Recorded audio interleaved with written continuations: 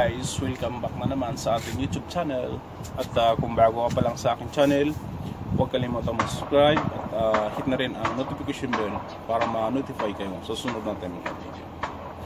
So guys, nandito tayo ngayon sa likuran ng aming warehouse. Yun, ito may puno.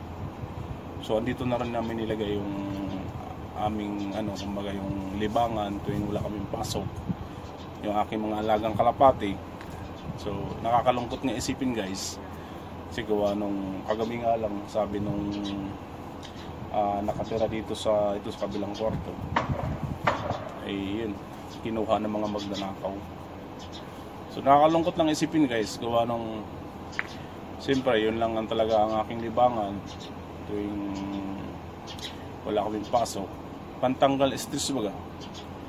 Yung isa pag pinapalipad namin sila, pinapakawalan, natatanggal na rin yung ating yung lungkot natin sa Pinas, naalala natin ang ating pamilya. So guys, sige, ipapakita ko sa inyo kung anong ginagawa nila ng mga kawatan na yan. So ayun guys, ito na nga, ipapakita ko na nga sa inyo. Ito siya, oh.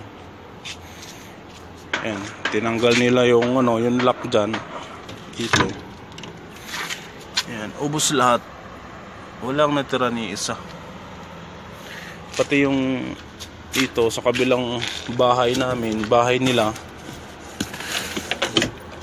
ayan, sinira to guys, sinira. Ayan, dati ang dami dyan, yung mga sisiw na diyan kasi namin nilalagay yung mga yung mga bagong yung yung mga nakakalipad na yun.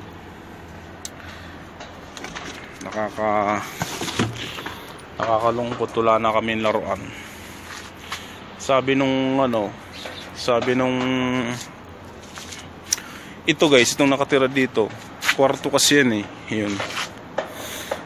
Siya nakakarinig, nakikita niya sa video, sa yung camera niya. Talagang natakot na siyang lumabas, gawa nung baka pasukin din siya, yung mga gamit niya sa loob. Kaya ayun, hinayaan na lang niya, wala na siya magagawa, natatakot na rin. Kaya ayun, nakakalungkot. Iisip na lang uli ng hanap na pagkakatuwaan. Sa basketball kasi bawal pa kasi maglalaro, kaya isip na lang muna kung anong mga damparan. So sige guys, hanggang dito na lang muna. Sana